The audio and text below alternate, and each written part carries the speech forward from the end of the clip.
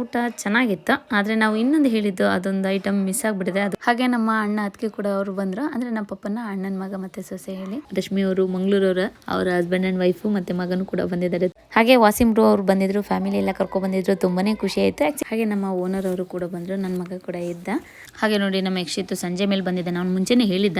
ಹಾಗೆ ಮತ್ತೆ ಅವತ್ತು ಸಂಜೆನೆ ಮತ್ತೆ ನನ್ನ ತಮ್ಮನ ವೈಫ್ ಇಬ್ಬರು ಬಂದಿದ್ರು. ಅಂದರೆ ಲಾಸ್ಟ್ ಇಯರ್ ಮದುವೆ ಆಗಿತ್ತಲ್ಲ ಅವರು, ಅಂದರೆ ನಮ್ಮ ಪಪ್ಪನ ತಮ್ಮನ ಮಗ ಮತ್ತು ಸೊಸೆ. ಎಲ್ಲರಿಗೂ ನಮಸ್ಕಾರ. ನಿನ್ನೆ ವಿಡಿಯೋನ ಇವತ್ತು ಕಂಟಿನ್ಯೂ ಮಾಡ್ತಾ ಇದ್ದೀನಿ. ಪೂಜೆ ಎಲ್ಲ ಆಯಿತು, ಪ್ರಸಾದ ಎಲ್ಲ ತಿಂದಾಯಿತು. ಇವಾಗ ಒಂದು ಕಡೆಯಿಂದ ಫೋಟೋ ತೆಕ್ಕೊಬೇಕಲ್ಲ, ಹಾಗಾಗಿ ಫೋಟೋ ತೆಕ್ಕೊಳ್ಳೋಣ ಅಂತ ಹೇಳಿ ಎಲ್ಲ ರೆಡಿ ಆಗ್ತಾಯಿದ್ದು. ಅಕ್ಕನ ಫ್ಯಾಮಿಲಿ, ನಾನು, ಪಪ್ಪ, ಅಮ್ಮ, ನಮ್ಮ ದೊಡ್ಡಮ್ಮ ಆಗಲಿ, ನಮ್ಮ ಅತ್ತೆ ಜೊತೆ ಮತ್ತು ನಮ್ಮ ಸ್ಫೂರ್ತಿ ಮಕ್ಕಳು ಎಲ್ಲರ ಜೊತೆ ಫೋಟೋ ತೆಗೊಳ್ತಿದ್ದು. ನಮ್ಮ ಮಕ್ಕಳು ನೋಡಿ ನಮ್ಮಷ್ಟುದ್ದನೇ ಬಂದುಬಿಟ್ಟಿದ್ದಾರೆ. ಇನ್ನೇನು ಮುಂದಿನ ವರ್ಷ ನಮ್ಮನ್ನು ಮೀರಿಸ್ತಾರೆ, ಅಷ್ಟು ಉದ್ದ ಹೋಗ್ಬಿಟ್ಟಿದ್ದಾರೆ.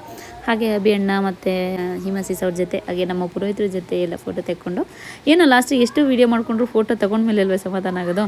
ಹಾಗಾಗಿ ಎಲ್ಲ ಒಂದು ಫೋಟೋ ತೊಗೊಂಡು ಕೊನೆಗೆ ಅದೇ ಅಲ್ವ ಉಳಿಯೋದು. ಹಾಗೆ ಇನ್ನು ನಮ್ಮ ಅಕ್ಕ ಅವ್ರದ್ದು ಫೋಟೋ ಶೂಟ್ ಸ್ಟಾರ್ಟ್. ಇನ್ನು ಬರೀ ಫೋಟೋ ರೀಲ್ಸು. ಪಾಪ ನಮ್ಮ ಹಿಮ ಅವರೆಲ್ಲ ತೆಕ್ಕೊಡ್ತಾರೆ. ನನಗೂ ಅಷ್ಟೇ ರೀಲ್ಸು, ಫೋಟೋ, ವೀಡಿಯೋಸ್ ಎಲ್ಲ ಮಾಡ್ಕೊಡ್ತಾ ಇರ್ತಾರೆ ಅಭಿಯಣ್ಣ ಮತ್ತು ಹಿಮ ಅವರು. ಇನ್ನು ಊಟ ಟೈಮ್ ಅಲ್ವಾ, ಎಲ್ಲ ಪೂಜೆ ಎಲ್ಲ ಆಯಿತು, ಎಲ್ಲ ಸ್ವಲ್ಪ ಫ್ರೀ ಆಗಿದ್ದು. ಹಾಗಾಗಿ ಕೆಲವರು ಫೋಟೋ ತಗೊಳ್ತಾಯಿದ್ರು. ಇಲ್ಲಿ ನಮ್ಮ ಅಜ್ಜಿಜವರೆಲ್ಲ ಕೂತ್ಕೊಂಡು ಮಾತಾಡ್ತಾಯಿದ್ರು. ನಮ್ಮ ಜಿಜ್ಜು ಮಾತಾಡೋದೇ ಕಡಿಮೆ, ಅದು ಈ ಥರದ್ದು ತುಂಬ ಕೂತ್ಕೊಳ್ಳೋದು ಕಡಿಮೆನೇ, ಒಂದೇ ಕಡೆ. ಬಿಸಿಲಾಯ್ತಲ್ಲ, ಹಾಗಾಗಿ ಮಕ್ಕಳು ಒಂದು ಕಡೆ ಕೂತ್ಕೊಂಡಿದ್ದಾರೆ. ಎಲ್ಲ ಒಂದೊಂದು ಫೋನ್ ಹಿಡ್ಕೊಂಡು ಕೂತ್ಕೊಂಡಿದ್ದಾರೆ. ಪಾಪ ನಮ್ಮ ಬುಜ್ಜುನೇ ನನ್ನ ಮಗನ ಕಡೆ ಸ್ವಲ್ಪ ಗಮನ ಕೊಡ್ತಿರೋದು. ಇವೆರಡಕ್ಕೆ ಗಮನನೇ ಇಲ್ಲ ನನ್ನ ಮಗನ ಕಡೆ. ಇರೋದ್ರಲ್ಲಿ ನಮ್ಮ ಚಿಕ್ಕವು ಒಂದು ಸ್ವಲ್ಪ ಆಟ ಆಡ್ಸುತ್ತೆ. ನನ್ನ ಮಗಳು ಸ್ವಲ್ಪ ನಾನು ಹೇಳಬೇಕು ಬಾಯ್ಬಿಟ್ಟು, ಇಲ್ಲಾಂದರೆ ಫೋನು. ಆ ಸಣ್ಣದು ಪುಟಾಣಿದೆ ನೋಡಿ, ನಿಗ್ರಿ ಫೋನ್ ನೋಡ್ತಿದ್ದೆ. ಏನೋ ಅಕ್ಕ ಅವ್ರು ಮಾಡೋದೆಲ್ಲ ಒಳ್ಳೆ ಕೆಲಸ ಅನ್ಕೊಂಬಿಟ್ಟು ಅದು ಸೇರಿಕೊಂಡಿದ್ದೆ. ಪಾಪ ನೋಡಿ ನನ್ನ ಮಗ ಮಲ್ಕೊಂಡಿದ್ದೆ, ಇಷ್ಟ ತನಕ ಅಳ್ತಿತ್ತು. ಆದರೆ ಎಲ್ಲ ಸಮಾಧಾನ ಮಾಡ್ತಾಯಿದ್ರು. ಅದಕ್ಕೆ ಜೊತೆ ನಾನು ಇರಬೇಕು. ಆಮೇಲೆ ಇಲ್ಲಾಂದರೆ ಕಷ್ಟದಲ್ಲಿ ಮಲಗ್ತಾನೆ, ಸ್ವಲ್ಪ ಅಷ್ಟು ಸುಲಭವಾಗಿ ಮಲಗ್ಸೋಕ್ಕಾಗಲ್ಲ. ಅದನ್ನು ನಿದ್ದೆ ಬಂದರೆ ಮಲ್ಕೊಳ್ಳುತ್ತೆ. ಹಾಗೆಯೇ ಕುಕ್ಕೆ ಪಾತ್ರೆಗಳೆಲ್ಲ ತೊಗೊಬಂದಿದ್ವಲ್ಲ, ಅದೊಂದು ಹಾಗೆ ಮನೆ ತುಂಬಿಸ್ಕೊಳ್ಳೋದಿರುತ್ತಲ್ಲ, ಹಾಗಾಗಿ ಅದನ್ನು ತೊಗೊಂಡು ಒಳಗೆ ಬಂದೆ. ನೆಕ್ಸ್ಟು ಇಲ್ಲಿ ಮಕ್ಕಳೆಲ್ಲ ಸ್ವಿಮ್ಮಿಂಗಿಗೆ ರೆಡಿ ಆಗ್ತಿದ್ದಾರೆ. ಎಲ್ಲರೂ ಡ್ರೆಸ್ ಚೇಂಜ್ ಮಾಡಲ ಅಂತ 108 ಸಲ ಕೇಳೈತೆ. ಅಟ್ಲೀಸ್ಟ್ ಕೊನೆಗೆ ಫ್ರೀ ಆದಾಗಾದರೂ ಇನ್ನೊಂದು ಸ್ವಲ್ಪ ಫೋಟೋ ತೆಕ್ಕೊಳ್ಳೋಣ ಹೊರಗಡೆ ಅಂತ ಹೇಳ್ಬಿಟ್ಟು ಹಾಗೆ ಬಿಟ್ಟಿದ್ದು. ಎಲ್ಲ ಸ್ವಿಮ್ಮಿಂಗಿಗೆ ರೆಡಿ ಆಗ್ತಾಯಿದ್ದಾರೆ. ನಮ್ಮ ಚಿಪ್ಪಿ ನೋಡಿ ಇಲ್ಲಿ. ಇವರಿಬ್ಬರದ್ದು ಒಂದು ಫೋಟೋ ತೆಗಿಬೇಕು ಕಣೆ ಚಿಕ್ಕವ, ಫೋಟೋ ತೆಗಿಬೇಕು ಕಣೆ. ನಮ್ಮ ಚಿಕ್ಕವ ಹೋಗಿ ಎಲ್ಲಿವರೆಗೂ ಲಂಗೆ ಎತ್ಕೊಂಡಿದ್ದೇವೆ, ಬಾರಿ ಅಂತ ಹೇಳ್ಕೊಂಡು ಎಲ್ಲರನ್ನೂ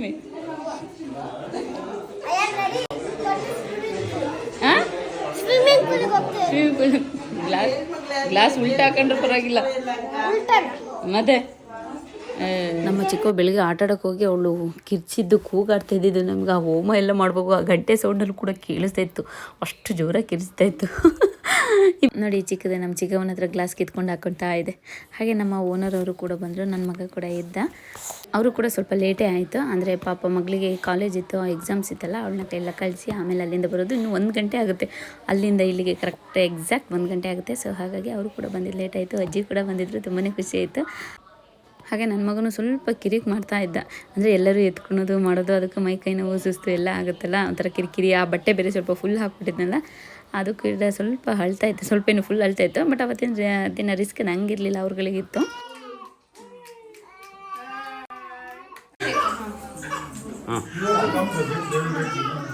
ನಾನು ಬಟ್ಟೆ ಎಲ್ಲ ಚೇಂಜ್ ಮಾಡಿಬಿಟ್ಟೆ. ನನಗೆ ಮೇಕಪ್ ಮಾಡಿಕೊಟ್ಟಿದ್ದು ನನ್ನ ತಂಗಿನೇ. ಎಲ್ಲ ವೀಡಿಯೋಸಲ್ಲಿ ನೋಡಿರ್ತಾರೆ, ಕೆಲವು ವೀಡಿಯೋಸಲ್ಲಿ ಎಲ್ಲ ನನ್ನ ತಂಗಿನೇ ಮೇಕಪ್ ಮಾಡಿಕೊಟ್ಟಿರೋದು.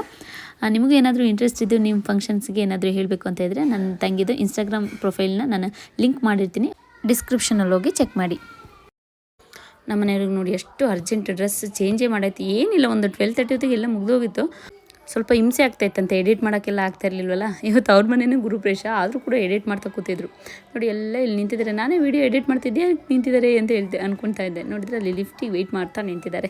ನಾವು ಮಕ್ಕಳಿಗೆ ಡೈಪರ್ನ ಲಾಂಗ್ ಟೈಮ್ ಯೂಸ್ ಮಾಡೋದ್ರಿಂದ ರ್ಯಾಷಸ್ ಸಮಸ್ಯೆ ಬರುತ್ತೆ. ಹಾಗೆ ಮಕ್ಕಳು ಕಿರಿಕಿರಿ ಕೂಡ ಮಾಡ್ತಾ ಇರ್ತಾರೆ, ಇದರಿಂದ ಜ್ವರ ಕೂಡ ಬರ್ತಾ ಇರುತ್ತೆ. ಸೊ ಹಾಗಾಗಿ ನನ್ನ ಮಗನಿಗೆ ಲವ್ಲೈಫ್ ಅವ್ರದ್ದು ಸೂಪ್ರೀಮ್ ಡೈಪರ್ನ ಯೂಸ್ ಮಾಡ್ತಾ ಇದ್ದೀನಿ. ಇದರಲ್ಲಿ ಅಲೋವೆರಾ ಇರೋದ್ರಿಂದ ರ್ಯಾಶ್ ಪ್ರೊಟೆಕ್ಷನ್ ಸಿಗುತ್ತೆ. ಹಾಗೆ ಇದರಲ್ಲಿ 5 ಲೇಯರ್ ಸೂಪರ್ ಲೈಟ್ ಕೋರ್ ಇರೋದ್ರಿಂದ ಎಲ್ಲೂ ಕೂಡ ಲೀಕ್ ಆಗಲ್ಲ. ಹಾಗೆ 5 ಲೇಯರ್ ಇರೋದ್ರಿಂದ ವೆಟ್ ಈಕ್ವಲ್ ಆಗಿ ಎಲ್ಲ ಕಡೆ ಸ್ಪ್ರೆಡ್ ಆಗುತ್ತೆ. ಹಾಗೆ ಇದರಲ್ಲಿ 10 ಮಿಲಿಯನ್ಗಿಂತ ಹೆಚ್ಚು ಗಾಳಿ ಹೋಲ್ಸ್ ಇರೋದ್ರಿಂದ ಬೇಗ ಡ್ರೈ ಕೂಡ ಆಗುತ್ತೆ.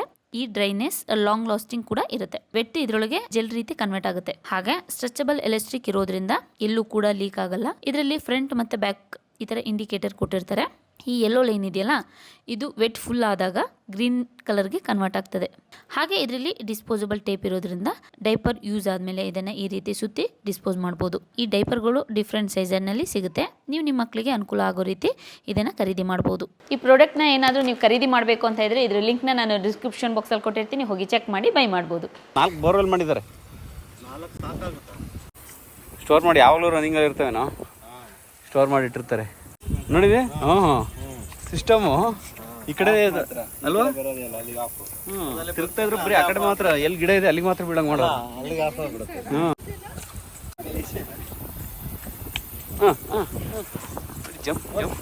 ಓಡಬಾರ್ದು, ಸ್ಲೋ.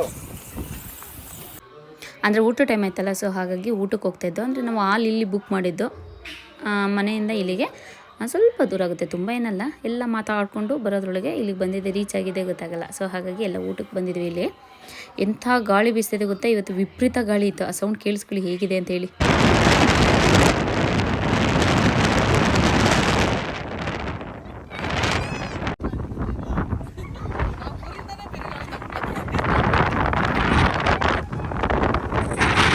ಅಂದರೆ ತುಂಬ ಗಾಳಿ ಬರ್ತಿತ್ತು. ಸಣ್ಣ ಮಕ್ಕಳು ಉಸಿರನ್ನೇ ಕಟ್ಬಿಡ್ತಾರೆ. ನನ್ನ ಮಗನೇ ಉಸಿರು ಕಟ್ಟಂಗೆ ಆಗ್ತಿತ್ತು, ಅಷ್ಟರ ಮಟ್ಟಿಗೆ ಗಾಳಿ ಬೀಸ್ತೈತೆ. ಯಾಕಂದರೆ ಈ ಕಡೆ ಬಿಲ್ಡಿಂಗ್ ಇಲ್ಲಲ್ಲ, ಹಾಗಾಗಿ ಡೈರೆಕ್ಟ್ ಬೀಳ್ತಾಯಿತ್ತು. ಮಕ್ಕಳಿಗೆಲ್ಲ ಎಷ್ಟು ಖುಷಿ ಅಲ್ವಾ, ನಾವು ಚಿಕ್ಕದ್ರಲ್ಲಿ ಹಿಂಗೆ ಕಣ್ಣದಲ್ಲೆಲ್ಲ ಆಟಾಡುವಾಗ ಬಿರುಗಾಳಿ ಸುಂಟ್ರುಗಾಳಿ ದೆವ್ವ ಅಂತ ಹೇಳ್ಬಿಟ್ಟು ಹೋಗಿ ಮರ ಇಟ್ಕೊಳ್ಳೋದು, ಅಲ್ಲಿ ಆಟಾಡೋದು ಇಲ್ಲಿ ಆಟಾಡೋದು ಮಾಡ್ತಿದ್ದೆ. ಏನೋ ಒಂಥರ ಅದೆಲ್ಲ ನೆನಪಿಗೆ ಬಂತು, ಖುಷಿ ಆಯಿತು. ಹಾಗೆ ನಾವು ಕ್ಯಾಟ್ರಿಂಗಿಗೆ ಹೇಳಿದ್ದು, ಅದು ನಮ್ಮ ಓನರ್ ಅವರು ಹೇಳಿದ್ದು. ಅವ್ರ ಮನೆ ಫಂಕ್ಷನ್ಸ್ಗೆಲ್ಲ ಹೇಳ್ತಾ ಇರ್ತಾರಂತೆ. ನಾವಿದು ಫಸ್ಟ್ ಟೈಮ್ ಎಲ್ಲ ಗೊತ್ತಿಲ್ಲ, ಅವ್ರು ಹೇಳಿದ್ರು ಚೆನ್ನಾಗಿ ಮಾಡ್ತಾರೆ ಅಂತ ಹೇಳ್ಬಿಟ್ಟು, ಹಾಗಾಗಿ ನಾವು ಇವ್ರನ್ನ ಕರೆಸ್ತು. ಅಡುಗೆ ಎಲ್ಲ ಚೆನ್ನಾಗಿತ್ತು. ಇವರು ವೆಜ್ಜು ನಾನ್ ವೆಜ್ಜು ಎರಡೂ ಕೂಡ ಮಾಡ್ತಾರಂತೆ. ಆದರೆ ಸ್ವಲ್ಪ ಕಾಸ್ಟ್ಲಿ ಅಂತ ಅನ್ನಿಸ್ತು ನನಗೆ. ನನಗೇನು ಹೊಟ್ಟೆ ಎಷ್ಟಿರಲಿಲ್ಲ, ಆಮೇಲೆ ಮಾಡ್ಕೊತೀನಿ ಅಂತ ಹೇಳಿದ್ದೆ. ಯಾಕೋ ಎಲ್ಲ ಬರ್ತಾಯಿದ್ರಲ್ಲ, ಹಾಗಾಗಿ ನಾನು ಕೂಡ ಅವ್ರ ಜೊತೆ ಬಂದೆ. ಅಮ್ಮ ಒಬ್ಬರೇ ಅಲ್ಲಿ ಇದ್ದಾರೆ ಮನೇಲಿ, ಯಾಕಂದರೆ ಈಗ ಪೂಜೆ ಮಾಡಿ ಬಂದಿದ್ವಲ್ಲ, ಮನೆ ಬಾಗಿಲು ಹಾಕೊಂಡು ಬರಬಾರ್ದು ಅಂತ ಹೇಳ್ಬಿಟ್ಟು ಅಮ್ಮ ಅಲ್ಲೇ ಉಳ್ಕೊಂಡ್ರು. ನಾವು ಬಂದು ಊಟ ಇವರೆಲ್ಲ ತಿಂದು ನೋಡಬೇಕು ಹೇಗಿದೆ ಟೇಸ್ಟ್ ಅಂತ ಹೇಳ್ಬಿಟ್ಟು ನಾನು ಇನ್ನೂ ಟೇಸ್ಟ್ ಮಾಡಿಲ್ಲ. ಹಾಗೆ ನಮ್ಮ ಪುರೋಹಿತರು ಬರೀ ಮೊಸರನ್ನ ಉಪ್ಪಿನಕಾಯಿ ಅಷ್ಟೇ, ಯಾಕಂದರೆ ಅವ್ರು ಈರುಳ್ಳಿ ಎಲ್ಲ ಉಪಯೋಗಿಸಿದ್ದು ಅಡುಗೆ ತಿನ್ನಲ್ಲಂತೆ. ನಮಗದು ಗೊತ್ತಿರಲಿಲ್ಲ, ಇವತ್ತು ಗೊತ್ತಾಗಿದೆ. ದಿನ ಬಂದಾಗ ನಮ್ಮ ಮನೇಲಿ ಬರೀ ಹಾಲು ಫ್ರೂಟ್ಸ್ ಅಷ್ಟೇ ತೊಗೊಳ್ತಿದ್ದಿದ್ದೆ. ಇವತ್ತು ತಿಂಡಿ ಊಟ ಎಲ್ಲ ನೆನ್ನೆ ಎಲ್ಲ ನಮ್ಮ ಜೊತೆ ಇದ್ರಲ್ಲ, ಆವಾಗ ಹೇಳಿದರು ಅವ್ರು ಈರುಳ್ಳಿ ಎಲ್ಲ ಬಳಸೋದೇ ಇಲ್ವಂತೆ. ನಮ್ಮ ಮಕ್ಕಳಿಗೆ ಖುಷಿ ಎಲ್ಲ ಅವರಾಗೆ ನೋಡಿ, ಅವರಾಗೆ ಏನೇನು ಬೇಕೋ ಅದು ಹಾಕಿಸ್ಕೊಂಡು ಅವರೇ 4 ಜನ ಒಟ್ಟಿಗೆ ಕೂತ್ಕೊಂಡು ಮಾತಾಡ್ಕೊಂಡು ಎಂಜಾಯ್ ಮಾಡ್ಕೊಂಡು ತಿಂತಾ ಇದ್ದಾರೆ. ನನ್ನ ಮಕ್ಕಳಿಗೆ ಇಂಥದ್ದೆಲ್ಲ ಸ್ವಲ್ಪ ಇಷ್ಟ. ನಮ್ಮ ಚಿಕ್ಕವ ನೋಡಿ ಡ್ರೆಸ್ಸೇ ಚೇಂಜ್ ಮಾಡಾಗಿದೆ, ನಮಗೆ ಗೊತ್ತೇ ಆಗಿಲ್ಲ. ನೋಡಿ ಸಣ್ಣದ ಅಮ್ಮನ ಜೊತೆ ಇಡೀ ಆಟ ಆಡ್ತಾ ಇದೆ. ಅಂದರೆ ನಮ್ಮನೆ ಮಕ್ಕಳು ಸ್ವಲ್ಪ ದೊಡ್ಡವರಾದರು, ಈ ಏಜಿಂದು ಯಾರೂ ಇಲ್ಲಲ್ಲ, ಹಾಗಾಗಿ ಆದರೂ ಎಲ್ಲ ಮಕ್ಕಳ ಜೊತೆ ಹೊಂದ್ಕೊಂಡು ಆಟ ಆಡ್ತಾಯಿದ್ದೆ. ಅದು ಖುಷಿ. ನಮ್ಮ ಚಿಪ್ಪಿಗೂ ಅಷ್ಟೇ, ಆ ಪುಟಾಣಿ ಎಷ್ಟು ಚಂದ ಅಲ್ವಾ, ಗಲಾಟೆನೇ ಮಾಡಲ್ಲ, ಕಿರ್ಚಾಡಲ್ಲ, ಎಲ್ಲ ಜೊತೆ ಹೆಂಗೆ ಬರುತ್ತೆ ಅಂತ ಹೇಳ್ಬಿಟ್ಟು ನಮ್ಮ ಚಿಪ್ಪಿ ಹೇಳ್ತಿದ್ದೆ ಮನೆಗೆ ಬಂದಮೇಲೆ. ಹಾಗೆ ಎಲ್ಲರದ್ದು ಊಟ ಆಯಿತು. ನಾನು ಊಟ ಮಾಡಬೇಕಾಗಿತ್ತು, ಈಗ ಊಟ ಮಾಡೋಣ ಅಂತ ಹೇಳಿ ಹೋಗ್ತಾ ಇದ್ದೆ. ತಟ್ಟೆಗೆಲ್ಲ ಹಾಕ್ಕೊಂಡು ಊಟ ಚೆನ್ನಾಗಿತ್ತು. ಆದರೆ ನಾವು ಇನ್ನೊಂದು ಹೇಳಿದ್ದು ಅದೊಂದು ಐಟಮ್ ಮಿಸ್ ಆಗಿಬಿಟ್ಟಿದೆ. ಅದು ಯಾರಿಗೂ ಗೊತ್ತಾಗಲಿಲ್ಲ, ಬಟ್ ಗ್ರೇವಿ ಇತ್ತಲ್ಲ, ನನಗೆ ಲಾಸ್ಟಿಗೆ ನೆನಪಾಯಿತು, ಅದೊಂದು ಮಿಸ್ ಆಗಿದೆ ಅಲ್ವಾ ಅಂತ ಹೇಳ್ಬಿಟ್ಟು. ಆದರೆ ಎಲ್ಲ ಟೇಸ್ಟ್ ಇತ್ತು.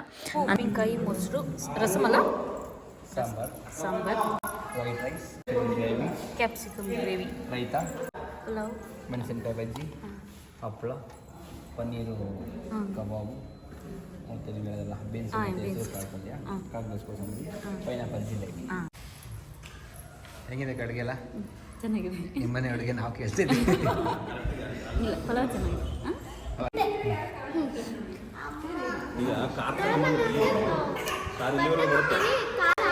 ಹಾಂ,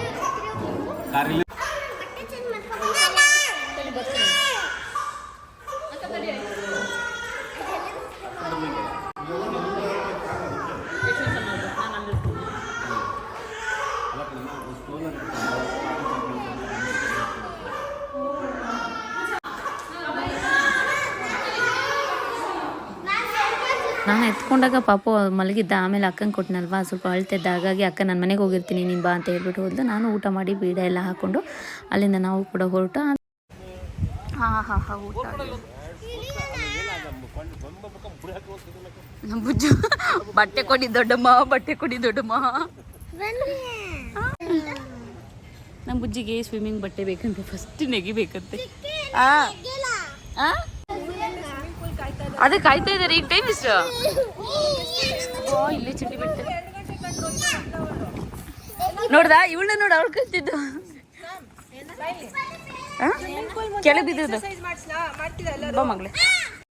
ನಮ್ಮ ಪಪ್ಪ ದೊಡ್ಡಪ್ಪ ಇಲ್ಲೆಲ್ಲ ಕೂತ್ಕೊಂಡು ಮಾತಾಡ್ತಾ ಇದ್ದಾರೆ. ನಾವು ಕೂಡ ಹೀಗೆ ಮಾತಾಡ್ಕೊಂಡು ಊಟ ಮುಗಿಸ್ಕೊಂಡು ಬಂದು ನಮ್ಮ ಇಮ್ಮವ್ರು ನೋಡಿ ಇಲ್ಲಿ ಎಲ್ಲ ಮಕ್ಕಳನ್ನು ಹಿಡಿಯೋಕ್ಕಾಗ್ದಲ್ಲಿ ಕಿತಾಪತ್ತೆ ಮಾಡ್ತಿದ್ರು. ಹಾಗಾಗಿ ಎಕ್ಸಸೈಸ್ ಹೇಳ್ಕೊಡ್ತೀನಿ ಬಂದರು ಅಂತ ಹೇಳಿ ಕರ್ಕೊಂಡು ನಿಲ್ಲಿಸ್ಕೊಂಡು ಎಕ್ಸಸೈಸ್ ಮಾಡಿಸ್ತಾ ಇದ್ದಾರೆ. ಬಟ್ ಒಂದು ಮಕ್ಕಳು ಹೇಳಿದ ಮಾತು ಕೇಳ್ತಾನೇ ಇಲ್ಲ.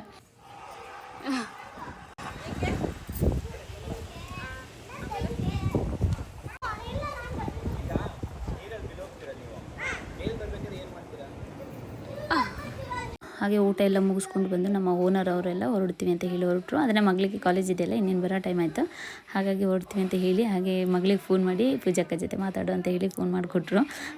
ಅಜ್ಜಿ ನಮ್ಮ ಕಲರಾಗೆಲ್ಲ ಬಂದಿಲ್ಲ, ಅಂದರೆ ವಯಸ್ಸಾಗಿದೆ, ಎಲ್ಲ ಟ್ರಾವೆಲ್ ಮಾಡೋಕ್ಕೆ ಹಿಂಸೆ ಆಗುತ್ತೆ ಅಂತ ಹೇಳಿಬಿಟ್ಟು ಅವರೆಲ್ಲೂ ಬರಲ್ಲ. ಇದು ಮನೆ ಹತ್ರ ಆಗಿರೋದ್ರಿಂದ ಇಲ್ಲಿಗೆ ಬಂದಿದ್ದಾರೆ. ಹಾಗೆ ನಮ್ಮ ಅಣ್ಣ ಅದಕ್ಕೆ ಕೂಡ ಅವರು ಬಂದರು. ಅಂದರೆ ನಮ್ಮ ಪಪ್ಪನ ಅಣ್ಣನ ಮಗ ಮತ್ತು ಸೊಸೆ ಹೇಳಿ ಅವ್ರು ಇಲ್ಲೇ ಬೆಂಗಳೂರಲ್ಲಿರೋದು. ಈಗ ನಾವಿರೋದಕ್ಕೂ ಅವ್ರು ಇರೋದಕ್ಕೂ ಈಗ 1 ಗಂಟೆ ಜರ್ನಿ ಆಗ್ತದೆ. ಅಂದರೆ ಟ್ರಾಫಿಕ್ ಎಲ್ಲ ಇರುತ್ತಲ್ಲ, ಹಾಗಾಗಿ ಇಲ್ಲಾಂದರೆ ತುಂಬಾ ಹತ್ರ. ಲಾಸ್ಟ್ ಟೈಮ್ ನಾನು ಯೂಟ್ಯೂಬೆಲ್ಲ ಸ್ಟಾರ್ಟ್ ಮಾಡಿ 8 ಮಂತ್ಸ್ ಆಗಿತ್ತು, ಆವಾಗ ಹೋಗ್ಬಿಟ್ಟು ಬಂದಿದ್ದೆ. ತುಂಬ ಚೆನ್ನಾಗಿ ನೋಡಿ ಕಳಿಸಿದ್ರು. ಯಾಕಂದರೆ ನಾವು ಅವ್ರಗಳ ಮನೆಗೆ ಎಲ್ಲರ ಮನೆಗೆ ಹೋಗಿದ್ದೇ ಕಡಿಮೆ. ಯಾಕಂದರೆ ನಾವು ಊರಲ್ಲಿದ್ದಾಗ ಅವರಾಗೆ ರಜೆ ಸಿಕ್ಕಿದಾಗ ಊರಿಗೆ ಬರ್ತಾಯಿದ್ರು ಮತ್ತು ಹೋಗೋರು. ನಾವು ಬೆಂಗಳೂರು ಬರ್ತಾಯಿದ್ದಿದ್ದೇ ಕಡಿಮೆ ಅಲ್ವಾ. ನನ್ನ ಮಗಳಿಗೆ ಯಾವಾಗ 7th ಅಪ್ಸೆಟ್ ಆಯಿತು ಆವಾಗ ಬಂದಿದ್ದು. ಆವಾಗ ನಮ್ಮ ಅಣ್ಣ ಅವರೆಲ್ಲ ಅಣ್ಣನ ಮನೆಯಲ್ಲೆಲ್ಲ ಇದ್ದಿದ್ದಲ್ವ, ತುಂಬ ಚೆನ್ನಾಗಿ ನೋಡಿ ಮಾಡಿ ಕಳಿಸಿದ್ರು. ಇನ್ನೊಬ್ಬರು ಅಣ್ಣ ಕೂಡ ಇದ್ದಾರೆ, ಅವ್ರಿಗೂ ಇವತ್ತು ಆ್ಯಕ್ಚುಲಿ ಇವರೆಲ್ಲ ಈಗ ಬರಲ್ಲ, ಸಂಜೆ ಮೇಲೆ ಬರ್ತಾರೆ ಅಂದ್ಕೊಂಡಿದ್ದೆ. ಯಾಕಂದರೆ ನಾವು ವೀಕ್ ಡೇಸಲ್ಲಿ ಇಟ್ಕೊಂಡಿರೋದ್ರಿಂದ ಅವ್ರಿಗೂ ಕೂಡ ವರ್ಕ್ ಇರುತ್ತೆ, ಮತ್ತು ಬಂದಿಲ್ಲ ಹಾಗೆ ಹೀಗೆ ಅಂತ ಹೇಳಂಗಿಲ್ಲ ಅಲ್ವ, ನಂಗೆ ಗೊತ್ತಿತ್ತು. ಬಟ್ ಸಂಜೆ ಬರ್ತಾರೆ ಅಂತ ಅಂದ್ಕೊಂಡಿದ್ದೆ. ಈಗಲೇ ಬಂದರೆ ನನಗೂ ಕೂಡ ತುಂಬಾ ಖುಷಿ ಆಯಿತು.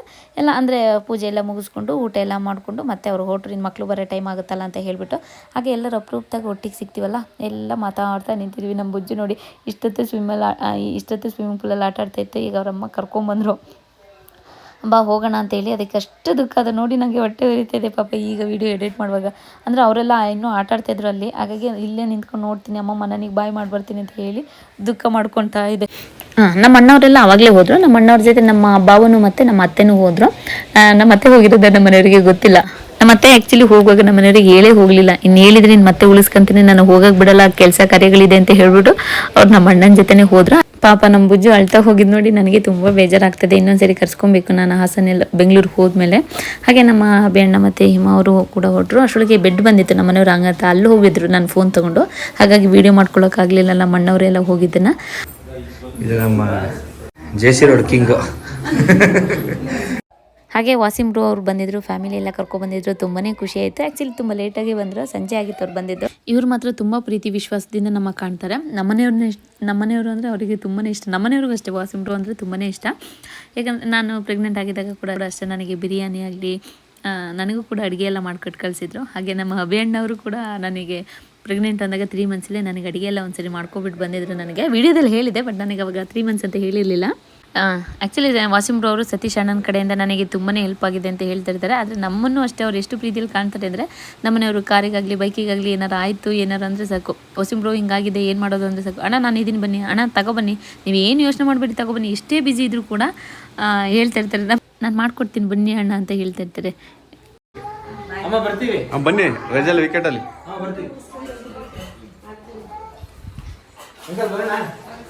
ಹಾಗೆ ನನ್ನ ಮಗಳಿಗೂ ಮತ್ತು ನನ್ನ ಮಗನಿಗೂ ಸಿಲ್ವರ್ ಚೈನ್ ತೊಗೊಬಿಟ್ಟು ಬಂದಿದ್ರು. ಹಾಗೆ ಇಬ್ರಿಗೂ ಒಂದೊಂದು ಡ್ರೆಸ್ ತೊಗೊಬಂದಿದ್ರು. ನನ್ನ ಮಗಳಿಗೆ ಖುಷಿ.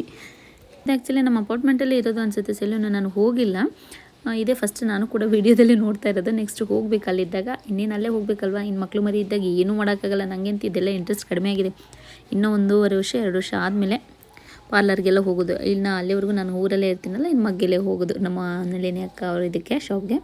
ಹಾಗೆ ಸಂಜೆ ನಮ್ಮ ರಶ್ಮಿಯವರು ಮಂಗಳೂರವರ ಹಳೆ ಮನೇಲಿ ಇದ್ವಲ್ಲ, ಅವರ ಹಸ್ಬೆಂಡ್ ಆ್ಯಂಡ್ ವೈಫು ಮತ್ತು ಮಗನೂ ಕೂಡ ಬಂದಿದ್ದಾರೆ. ತುಂಬಾ ಖುಷಿ ಆಯಿತು. ಬರಲ್ಲ ಅಂತ ಅಂದ್ಕೊಂಡಿದ್ದ.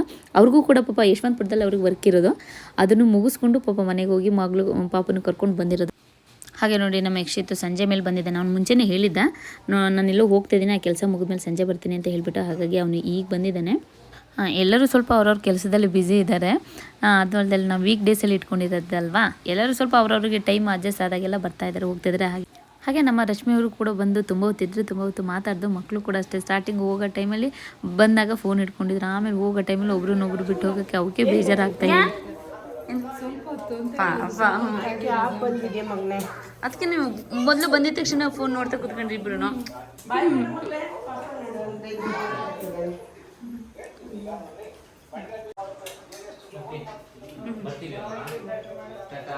ಬೇಜಾರಾಗ್ತೈತೆ ಅಮ್ಮ ಇನ್ನೊಂದು ಸ್ವಲ್ಪ ಹೊತ್ತು ಇದ್ಬಿಟ್ಟು ಹೋಗೋಣ ಅಂತ ಹೇಳ್ತಾ ಇದ್ದೇನೆ ನಮಗೆ ಪಾಪ ಮತ್ತೆ ಮಕ್ಳು ಇನ್ನು ಯಾವಾಗ ಸಿಗ್ತಾರೋ ಏನೋ.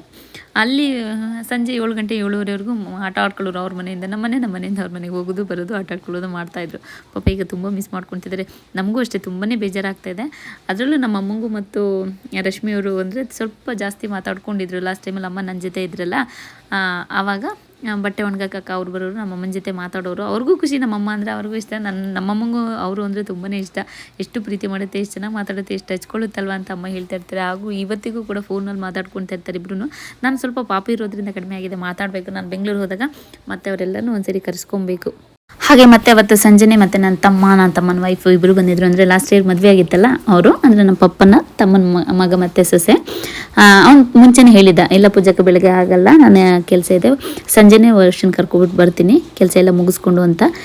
ಹಾಗಾಗಿ ನಮ್ಮ ರಂಗನಾಥ್ ಬರ್ತಾನೆ ಇವಾಗ ಅಂತ ಗೊತ್ತಿತ್ತು. ಎಲ್ಲ ಅವರು ಕೂಡ ಮಾತಾಡಿಕೊಂಡು ಸ್ವಲ್ಪ ತಿದ್ದು ಅವರು ಕೂಡ ಊಟ ಮಾಡ್ಕೊಂಡು ಹೊರಟ್ರು. ಅಂದರೆ ನಾವು ಹೇಳಿದ್ದೆ ಕಡಿಮೆ ಜನಕ್ಕೆ, ಒಂದು 15ರಿಂದ 20 ಜನಕ್ಕೆ. ಹೇಳಿದವರೆಲ್ಲ ಬಂದಿದ್ರು, ತುಂಬಾ ಖುಷಿ ಆಯಿತು. ವೀಕ್ ಡೇಸಲ್ಲಿ ಇಟ್ಕೊಂಡಿರೋದ್ರಿಂದ ಎಲ್ಲರಿಗೂ ಕೆಲಸ ಇರುತ್ತೆ, ಆದರೂ ಬರ್ತಾರೋ ಇಲ್ವಾ ಅಂತ ಅಂದ್ಕೊತಿದ್ದು. ಬೆಳಗ್ಗೆ ಮಧ್ಯಾಹ್ನ ಬರ್ದಲ್ಲೇ ಇದ್ದವರು ಸಂಜೆ ಬರ್ತಾರೆ ಅಂತ ಅಂದ್ಕೊಂಡಿದ್ದು, ಆದರೂ ಕೂಡ ಎಲ್ಲ ಬಂದಿದ್ರಲ್ವ, ನನಗೂ ತುಂಬಾ ಖುಷಿ ಆಯಿತು. First time ಮಾಡಿದ್ದಲ್ವಾ.